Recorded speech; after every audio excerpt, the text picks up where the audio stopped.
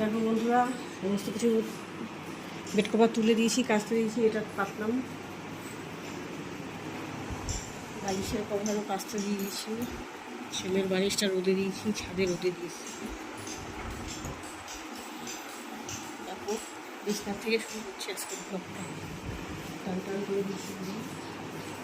এই কাচাকুচি হচ্ছে ওয়াশিং মেশিনে। দেখো, কাচতে দিয়ে দিয়েছি সমস্ত কিছু। এবার চলে যাবো কিচেনে, করবো রান্নাবান্না। দেখো কাটতে বসে গেছি। ওদিকে কাচাকুচি হচ্ছে আর এদিকে ছেলেদের খেতে দিলাম রুটি তরকারি। খেতে দিয়ে আমি কাটতে বসে গেছি। মাছ রান্না করবো আর কী করবো ভাবছি, আলু ভাজবো। ডাল আছে, আলু ভাজবো। আলু পেঁয়াজ দিয়ে ভাজবো আজকে, কাঁচা লঙ্কা কালো জিরা দিয়ে ভাজবো। দেখো বন্ধুরা, রান্না বসিয়ে দিয়েছি। আলু বেশি করে পেঁয়াজ দিয়ে, আলু কাঁচা লঙ্কা আর কালো জিরা দিয়ে ভাজছি। ভাত দিয়েও খাওয়া যাবে, রুটি দিয়ে ওরা খেতে পারবে। আলুটা প্রায় মোটামুটি ভাজা হয়েই গেছে। এখনও মাছটা আমি ধুতে পারিনি, ছাদে গেছিলাম। ছেলেকে দিয়ে বলেছিলাম, ছেলে ও বাচ্চা মানুষ হতে আর ভালো করে পারে না। আমি আবার ঠিকঠাক করে গিয়ে মেলে দিয়ে আসলাম। আলুটা ভাজতে ভাজতেই পুরোটা এখনো হয়নি, আর একটু হবে। আমি মাছটা ধুয়ে নেবো। এরকম মাছের আলু কেটে রেখেছি, মাছটাও পেঁয়াজ দিয়ে দেবো।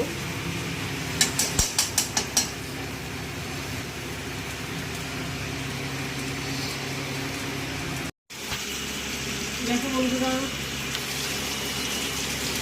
আলুটা হয়ে গেছে। এবার দেখো মাছটা দিয়েছি।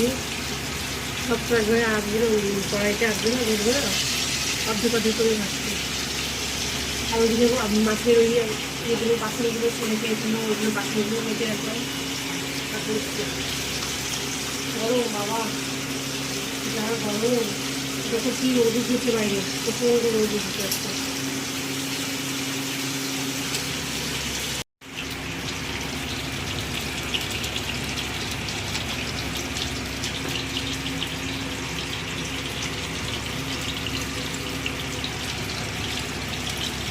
এরকম মাছগুলো ভাজা হয়ে গেছে।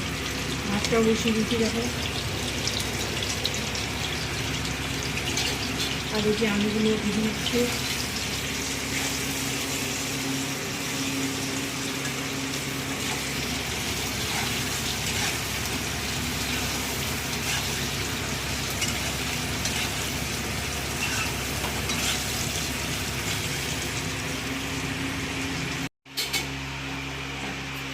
দেখো বন্ধুরা, ভাত তো হয়ে গেছে। ভাত ফ্যান ঝরিয়ে রেখে দিয়েছি।